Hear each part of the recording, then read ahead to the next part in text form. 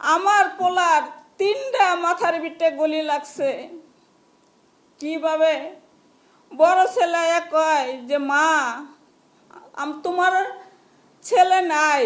আমি কই কি কস? কয় না আমার ভাই নাই, আমার ভাই নাই।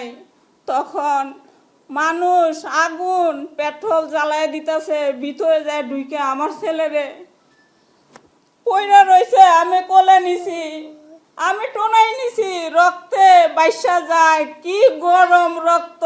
আমার মার কতটুক সহ্য হয়। এই কষ্টের পোলাহান, অনেক কষ্ট করছি জীবনে এই পোলাহান নিয়ে। মাসের বাসায় কাম কইরা এক বেলা খাওয়ান দিছে, আরেক বেলায় খাওয়ান দেয় নাই। এই পোলাগর কষ্ট করে খাওয়াইয়া মানুষ করছে। আমি খোঁজও নেয় না, খবরও নেয় না যে আমরা কিভাবে আছি এই বাচ্চাটারে নিয়ে, কেমনে করে আমি থাকি এই দুনিয়ায় বাচ্চা আমি। কিন্তু সরকারে এটা তো খোঁজ খবর নেয় না যে দেখি জীবন বড় কষ্ট করছে। পোলাহান 5 বছর থেকে হের স্বামীটারে হারাইছে। তাহলে কেমনে করে মানুষ করলো পোলাহান দিয়ে খোঁজ খবরটা আল্লাহ নেই।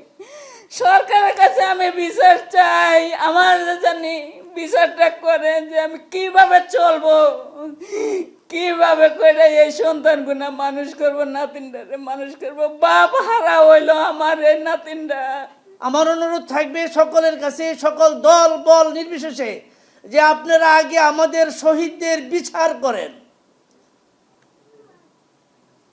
ফেসিবাদদের বিচার আগে করেন, তারপরে নির্বাচন দেন।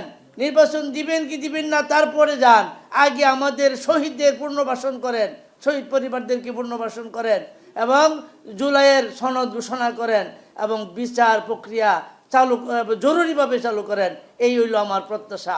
আর আমরা যে আমাদের ছেলেরা যে জন্য শহীদ হয়েছে, বৈষম্য বিরোধী, আমি মনে হয় না যে বাংলাদেশে বৈষম্য দূর হয়েছে।